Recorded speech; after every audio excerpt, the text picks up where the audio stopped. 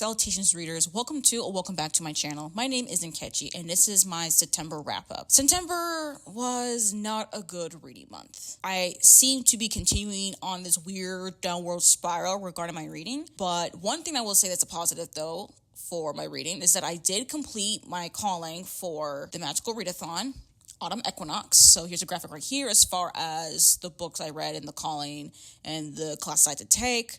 I completed everything. I did not need to use a scroll, which I'm very grateful for. And I managed to complete it actually pretty early. I think like mid-September. So the second half of September, I was just trying to figure out what I was really in the mood for. And I was just, I guess I wasn't really much in the mood to really read as much, to be honest. And I will have to say it is blamed because of the fact that it is American football season. And I'm just been consuming a lot of the NFL and the games and stuff, which I do have my personal opinions about, which I may or may not talk about in the end of this video. We shall see. But I will just say that reading has not, is it just less a priority for me? I don't even know what it is. I don't know what my issue is. And I hope that the issue doesn't persist, but the sooner I know what the issue is, the sooner I can fix it so it doesn't persist for the rest of the year and especially not bleeding over to 2026. But that's something I'm just gonna have to really figure out because I don't want this to be a trend for the second half of the year. Okay, yeah, it's that time, y'all. We're practically at the end of the year and I'm already thinking of 2026 and everything. But let's just wrap up September 1st before we even think about 2026, shall we? I think a major highlight of September is that my mom celebrated her birthday. She also got a new car, which is really cool. And then my learner's permit finally came in the mail. So that was pretty exciting. Now we're just trying to figure out behind the wheel stuff. So that when I do more practice of driving with my mom's car, she can feel less anxious, But anyways, that's it for my intro and some personal highlights. Actually, let's just get into my reading stats. So I have read 6 books, DNFs 7, read 848 pages, listened to 49.75 hours, and my average rating is 3.46 stars, which is definitely the lowest average rating in a month. And yeah, I did DNF a little bit more books than I finished anything. And I don't know, again, I don't know if I'm just no longer in the mood to really read as much, even with American football and stuff, but it feels like reading is less of a priority for me, and I don't know where that's really coming from. Yeah, the attention to read has definitely decreased, so I really need to figure out a way to fix that for the next few months. And we'll just quickly look here on the books that I recently DNF'd. Most of it has been books that I got from publishers, so whether it's an ALC or an eARC, unfortunately, they just did not work for me. But yeah, to be honest, I just don't have much about these DNFs because I just didn't want to finish reading them. For whatever reason. That's all I got for the DNFs and my stats. So let's just get to the books that I actually finished reading. So let's start off with Katabasis by Kuang. I think I mentioned I was reading this book in my Labor Day reading sprints early in September. And I was reading this book for the Annotation Station Book Club that's hosted by Steph from Coffee Over Apples, and there is a live show. I will link the live show down below because there's a lot of varying opinions about Katabasis. I know that R.F. Kuang's works tend to be pretty, people either love or really hate, but I feel with Katabasis it's the most glaring on how decisive. And I have to say with this one, this book did not work for me. Honestly, I even feel a little bit lied to a bit in the marketing and also for some early reviews because first of all, you do not need to be reading no recommended list of books that R.F. Kuang referenced at all. You that's not necessary. R.F. Kuang literally explains everything for you. So if you have not read Dante's Inferno or the Odyssey or the Aeneid or whatever book that's been referenced in Katabasis, it don't matter. She's going to literally explain it to you. Now, as far as these references, there are instances of which these references are important to give a little bit more context to the world building, and other times I just think that was just extra dribble that did not need it to be included. It was just to fill up a lot of page time. To be quite honest, I think my major critique is not only was it just slow, but honestly, a lot of R.F. Kuang books are slow except for Yellowface. But I will say that it's truly overwritten, and it feels overwritten because I feel we got very little from the actual story. If you hear for academic raw to lovers, it's there, but it's, at least in my personal opinion, poorly executed in many ways. I don't feel much emotional connection with Alice and Peter together as a possible couple. and romantic tension, at least to me, felt very flat. I also found Peter as a character to be pretty flat as well. He's not very interesting at all. Alice is a little bit more interesting, but I didn't care for her, especially with her internalized misogyny. She has a lot of it, and it was so grating to read through. Granted, this does take place in the 1980s, and this is during the time of which women are now starting to get into like higher education. You don't get like masters, PhDs, and stuff like that. So Alice does experience a lot of externalized misogyny and sexism, but she has a lot of internalized misogyny towards other women and to herself. And it's so grating. Oh my gosh. I don't know. And also I think the biggest egregious thing for me, not only the fact that the academic rouse to lovers plot thing was very disappointing, but for me, I just hated the fact that R.F. Kuang's depiction of hell was so boring and unmemorable. Like, I don't really remember much on what the actual depiction of hell or anything like that, or what Peter, Alice, and people were doing, because none of it to me felt like it mattered. There was just so much information that was bogged down in my head to me as a reader, and I was reading this also via audio. I did not have a chance to, like, read it with my eyeballs at all with an ebook or a physical, because honestly, I even debated if I should pre-order the book just to even get a chance to, like, read my eyeballs. But to be honest, first of all, it was $35, and I was not paying no $35 for no book. I don't care if you're my all-time favorite author. I'm just not paying $35. And I'm glad I didn't anyways, because the book really did not work. And honestly, I was actually really upset about that. I was like, I read this entire thing. Mind you, the audiobook is like 18 and a half hours, and I managed to read that thing in like 4 days. That's really quick for a book that I didn't really enjoy. And I'm like, managed to finish reading it that quickly? Honestly, not much really stuck to my head. Now, if you're here to say, like, maybe I didn't understand it, whatever, honestly, do not care, because this book was just boring. I did not care for the actual depiction of hell. Hell, and going through hell was also boring. Like, not only just the actual depiction, but just the journey that Alice and Peter went through was boring as hell. There's a whole price that Alice and Peter had to pay just for them to even enter hell, just so that they can get Professor Grimes' soul, which, when we learn more about Professor Grimes, I don't even understand why we're even doing all this, but whatever. The whole thing that, academia's hell and stuff is, like, a very boring way to depict hell to me. And it's not like, you're doing dark academia where, there's actual classes taking place in hell. No, that's just not how it is.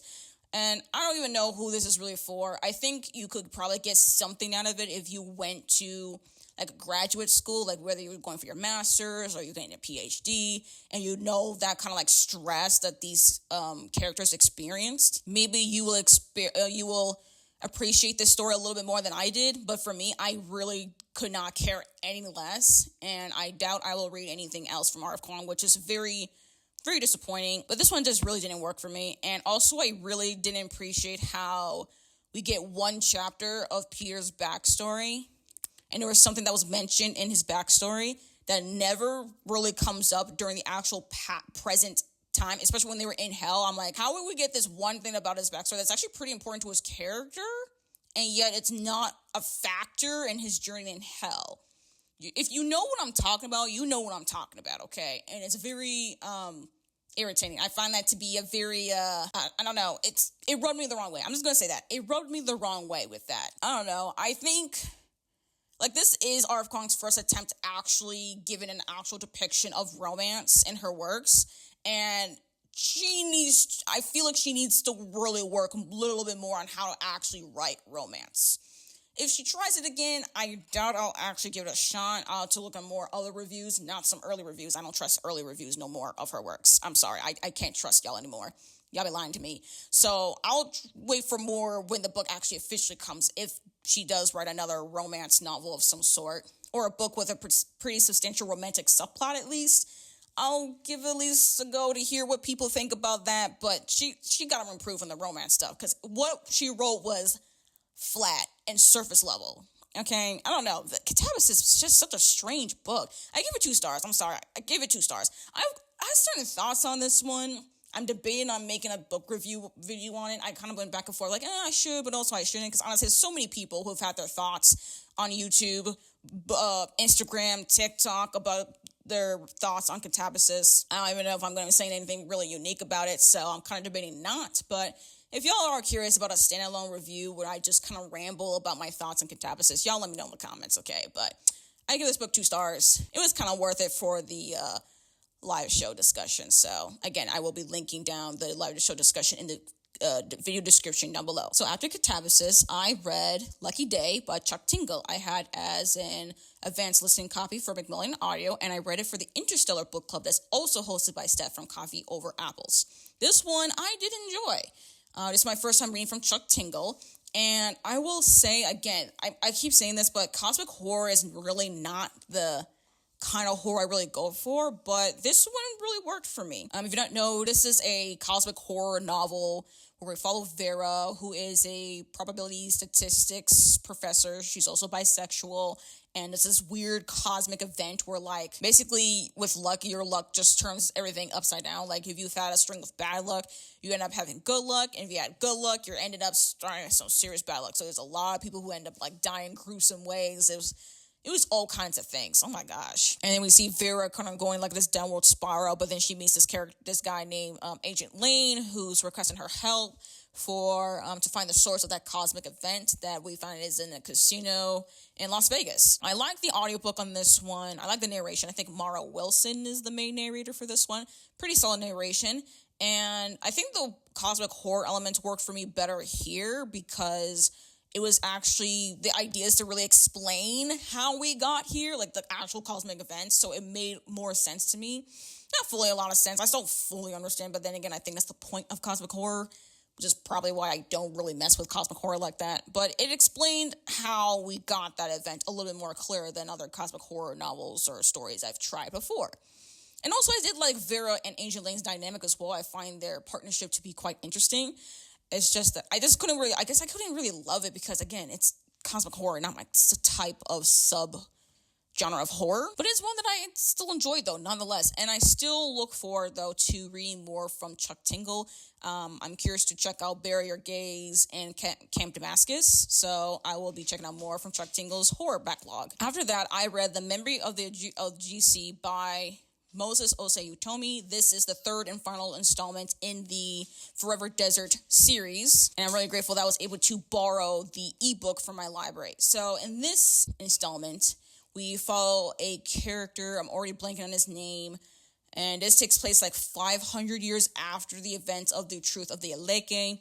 And I think this is where we have the main character who's trying to get a group of people, his own city to remember or to really know the actual events that took place like 500 years prior or something like that. And since this is a conclusion, it does want to tie back to the very first novella. And I will say that the thematic work the themes that are explored here is a little bit more cyclical to like the rest of the series, which I do find that to be interesting. But I did find the ending to be a little bit unsatisfying because I like the idea of something that's coming back around to like the first novella in this installment, and that also connects to the second installment. But it did leave the book really cyclical, and I couldn't really quite appreciate it for that, not gonna lie. Also, the characters here are not as memorable to me, and unlike Tutu from like The Lives of the Jungle or even Osi from The Truth of the Leke, unfortunately the main character in The Memory of the Ogisi, I couldn't really mess with him like that, honestly. I don't know. The characters here are not really my favorite, but I did like. But one thing I really appreciate though with this series is just what the author is trying to say, and I really appreciate that this is the one like fantasy fable like novella series. So I just got to say that the author did a good job here, and I do recommend this series nonetheless. It's a pretty solid series, and it's now complete. So happy about that. And I rated this one 3.5 stars. The next book I read is To Clutch a Razor by Veronica Roth. This I got as an ALC from Macmillan Audio, and it came out, I think, September 16th. This is the sequel to Wind Among Crows, and I actually appreciate the sequel more than I did with Wind Among Crows. So in this one, we follow Demeter, who has to attend a funeral from a close family member, and he's also still trying to figure out how to like break his curse that he had, and he had to, I think it was taxed to kill someone closest to him. Yeah, and then I think Demeter's I think the guy that Demeter likes has to kill someone that's also close to Demeter, if I remember correctly. And there's also this other character, too, that has to kill someone close to Demeter. It's a whole thing. Oh, my gosh. I'm like, dang. And instead of being in Chicago, like we were in When Among Crows, we're now in Poland. To clutch a razor. I gotta say, this was really fascinating. I really also like the fact that we have multiple narrators for the different perspectives, because we do shift in perspectives. We even get an additional POV that we didn't get for When Among Crows, and I actually appreciate the additional POV. I'm actually quite curious if that perspective also gets into the third book, because yes, it's going to be a third installment. I don't know how long the series is, but I am looking forward to more installments, because I do find this series to be quite fascinating. I do like seeing the development of Demeter and his relationship to this one guy. I'm blanking on his name right now. And also his relationship to his family. So a lot of this book is actually about family and duty and monsters. And I actually really like how Veronica Roth is going about this series. I mean, again, I have not read anything about Veronica Roth since like the Divergent series. So reading this new series of hers is very fascinating for me. And I really am looking forward to the third installment, if there's going to be a fourth one. I don't know how long this series is, but just very, very curious to read the next installment whenever it comes out.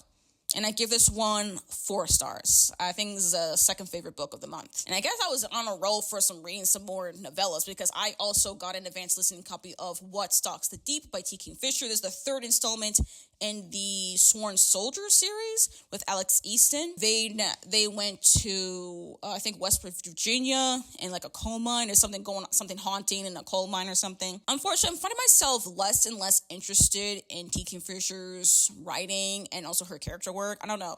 No matter if it's a fantasy, a fantasy romance, or even a horror, her works are not really connecting with me anymore. I don't know why that is. I mean, the audiobook narrator is Avi Roque, so they do a really good job with their narration, but something about the way that T. Kingfisher's writing right now is just not working for my brain. Like, I've been trying to read more of T. Kingfisher's more recent releases, but it's not clicking. And I just don't know. Unfortunately, I just didn't care for this installment as much. I think I rated the same, though, as What Feast at Night, so I rated 3.5 stars. I still think it's a solid enough installment into the series, but I'm not really as invested in the series since One Moves the Dead, which I think is the most disappointing thing for me, is that like now I've read 2 sequels and I'm still not that invested. So I don't think I'm actually going to continue on with this series anymore. I do know there will be a 4th installment for sure. I don't know if the 4th one will be the last one. Doubt it. But if the 4th one is the last one, I think just for series completion's sake, I'll just read it just so I can complete the series, but only if the next one is the last one. If the next one is not the last one, I'm not gonna bother, okay? Just for full honesty. And then last, but actually the book that ended up being the best read of the month was The Possession of Alba Díaz by Isabel Cañas. I borrowed a physical copy from my library, but I also managed to get the audiobook through Spotify, so I was able to hybrid read it. This one is a bit different. So this one takes place, I forgot, somewhere in the mid-1700s.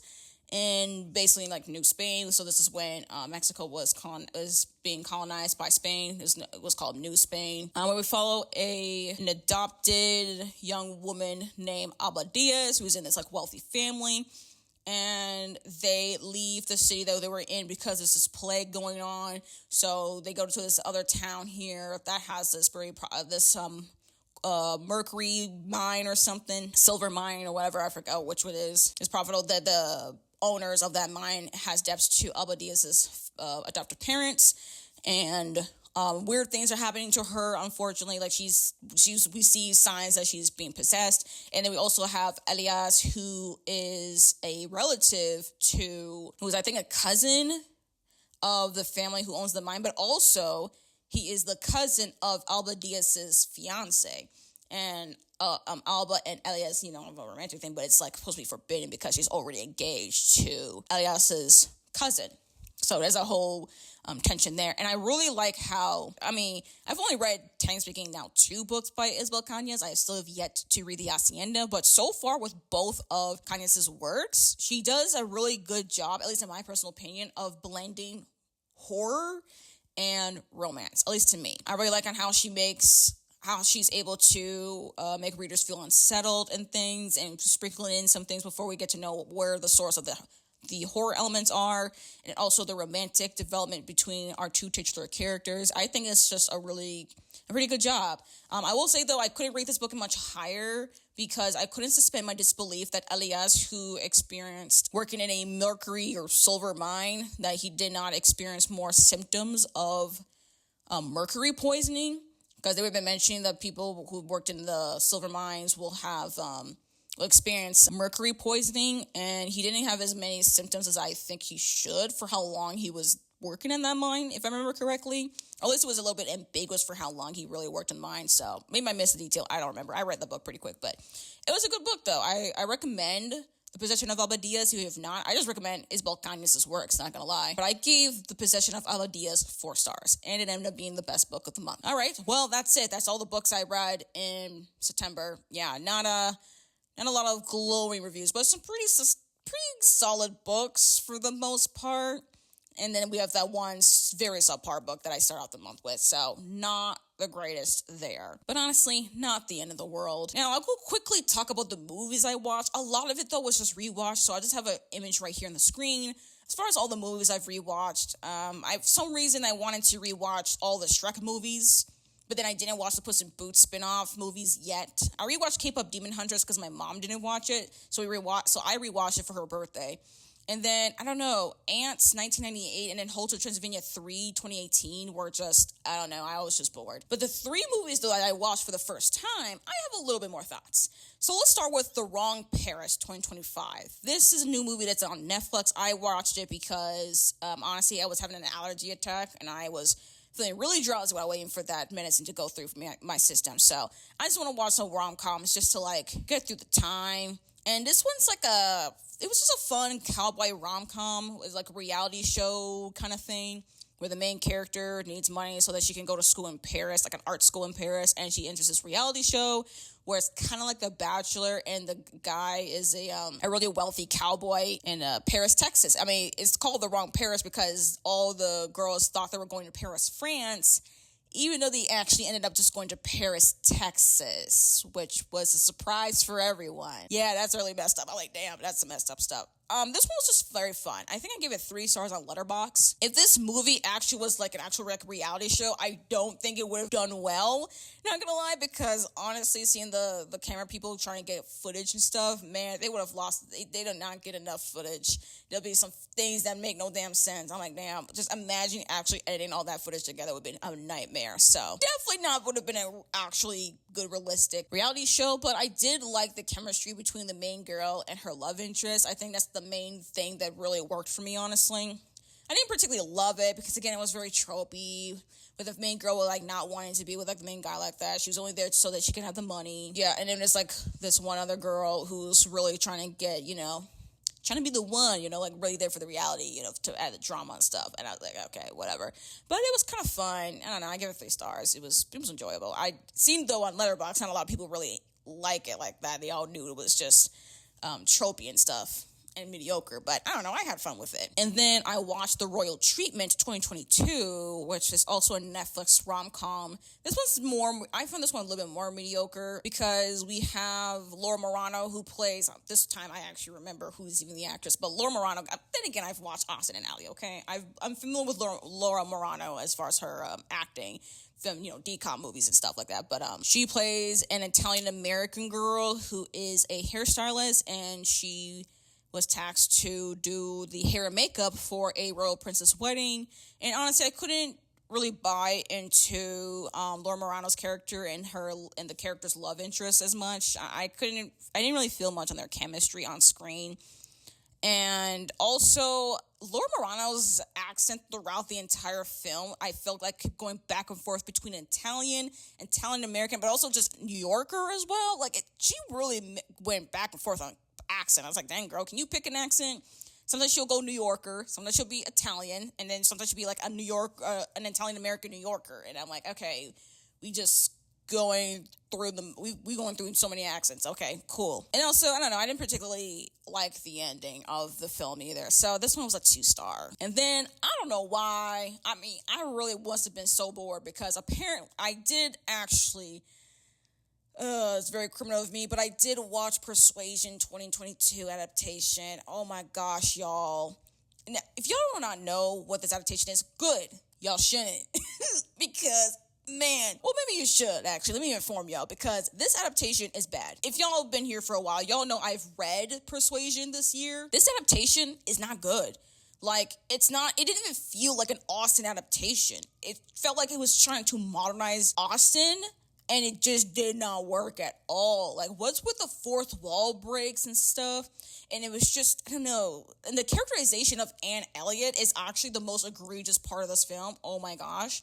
And there's even events that, I remember reading from the book, but then, like, they kind of glazed over in the movie. And I'm like, what are we doing here? Like, this is an adaptation of Jane Austen's final finished novel. Okay? Like, anything else, like, afterward that were published post her death were not finished. Like, Persuasion was the last finished novel for her. And this is a poor adaptation.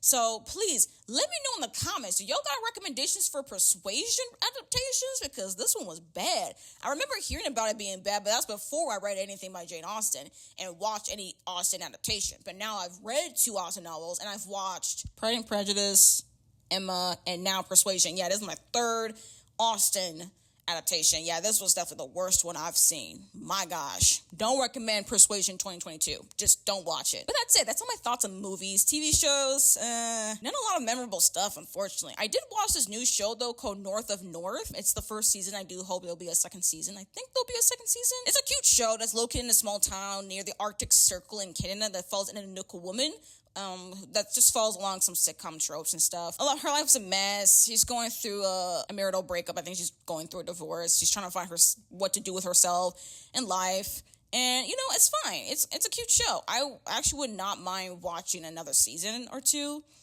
But it's only the best show I've watched, honestly. But that's kind of it. Like, I don't really have much actually to say about it. But I think it's really cool that I watched a show that does take place in part of the world that I've never heard of before, and it was just really cool to watch that, not gonna lie. So I do recommend North of North if you have Netflix and you want to watch something new. After that, I watched Total Drama Island 2023 version and the 2nd season of it.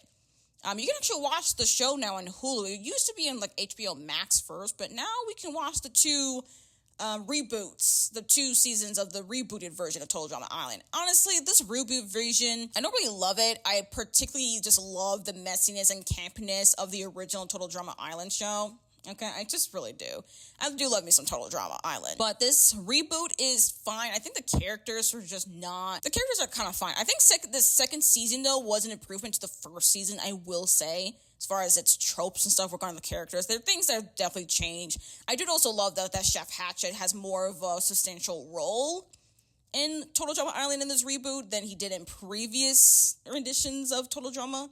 But, I don't know, this one was fine. The actual winner actually really did surprise me, but then again, I've been watching Total Drama for so long that I'm like, yeah, you know what, it kind of checks out for this particular person to win. I don't know, but also it's kind of strange to me that we have the exact same cast from season 1 to season 2. Like, even the winner of season 1 participating in season 2, I don't think that was really necessary, but, we're here, I suppose. But yeah, this one I somewhat recommend. I recommend more for those who are actually a fan of Total Drama and is curious about the reboot. The 2nd season's improvement. Season 1 was pretty rough, not gonna lie. I think I gave this season like a 2.5. Well, the 1st season I think I will give like a 1.5, 2 or something. But yeah, 2nd season's improvement. Not that great, but we're here. And then I did end up watching season 2 of Wolf King. It's an adaptation of a British fantasy series. I can't remember if it's middle grade or young adult, something like that. I've never read the book series. I have no interest in reading the books at all. But this season was actually more mediocre than this 1st season. I think the 2nd season is supposed to be like take place of like the 2nd book of the series. I think it's supposed to be 6 books in the original series. It's supposed to be 6 seasons. But I think Netflix said that the 2nd season would be the final season. I kind of hope that's not the case, because despite it being mediocre, I don't want the show to just straight up not have more seasons, because I actually would like a little bit more development. I find the actual world to be at least interesting. The animation style is not to my particular taste, but it's fine. I just find the characters and the actual plot to be a little bit But maybe another season could help me bring me to be a little bit more invested in this show, because I do think there's potential here. It's just reeks of mediocrity, not gonna lie. But it will suck if this second season is the final season, because it does end up with a major cliffhanger, and I just think that it would really suck to end it right there and not have another season or two. At least to finish off the adaptation. If you're gonna go book by book, you might as well finish off the adaptation, you know what I mean? We'll see if there'll be another season being greenlit. But that's it for the TV shows. And now I quickly just want to talk about NFL and American football just a little bit quickly here. Because this is actually the first time I've actually am watching NFL all the way through. Because last season, I started watching really the NFL like that in the middle of October, or like towards the end of October last year. But this year, though, I'm actually watching like the preseason and regular season games. And as far as weeks 1 through 4, honestly, I've never watched the NFL this early in the season, but it is so fascinating for me to see how things have changed from the previous season to the next. Some elite teams are not like having winning seasons right now. They're trying to catch up. There'll be teams that completely surprised me. We have blocked field goals. We had a lot of kickoff returns because of the rules of the kickoff stuff. It's really interesting, not gonna lie. And a lot of upsets. Like, we have a lot of game upsets lately, and I'm so here for it. I'm curious to see how October's gonna look. So that'll be weeks 5 through 9. And I just really want to know how these teams are going to improve and how some teams may stay where they are and probably get worse. I don't know. I'm just very curious to see on how, like, the Philadelphia Eagles, the defending champs, and how right now they do have a undefeated record. They're 4-0, and I'm curious to see how long that's going to last. The Buffalo Bills, they're also 4-0. Those two teams are literally the only teams that are 4-0 right now. We'll see how long the Bills will be undefeated. I won't be surprised if they remain undefeated for a very long time, since they do have the easiest schedule. The Eagles have a pretty tough schedule, but so far they're making it by. We'll just see on how that keeps going, though. I am really wishing more on the Eagles to continue on. We shall see. And I am a fan of the Washington Commanders, so I'm a little bit worried on where we're going to lie, if we're making playoffs or not. I think we will, but it's going to be a tough battle. It's going to be a tough battle, honestly, for a lot of teams, not going to lie. But I am looking forward, though, to seeing some surprise contenders for the playoffs. So let's see how that all goes. But yeah, that's really all my initial thoughts. That's really all my thoughts I really want to say about the NFL right now. And I'm just seeing also a lot of players also just getting really bad injuries. And I know it's, American football. It's a very, very violent sport. But dang, I was just seeing a lot of players who are getting some sort of like long-term injuries, like especially season-ending injuries, is really, really tough to see, though. It's a little bit tough, but we shall see how everything goes for the NFL. But that's it, though. That's all my thoughts, honestly, as far as books, movies, TV show, and the NFL right now. So let me know in the comments how September was for y'all. Do y'all have any personal highlights, any favorite books, movies, TV shows? Do y'all watch American football? If you are, what's your favorite team? What teams do you actively kind of hate even? I'm also curious about that too. So leave a comment down below if you like. Like this video if you like it. Subscribe if you're new here. And if you made this far in the video, you're not sure what to say, but you want to leave me an emoji, let me know you're here. Let's go with a football emoji, because, and I mean by football, I do mean American football, or a car emoji for the fact that my mom got a new car for her birthday. So yeah. Anyways, this one here wants my attention, so I'm just going to end it out right here. Thank you all again for watching this video, and I hope to see you in my next one. Bye.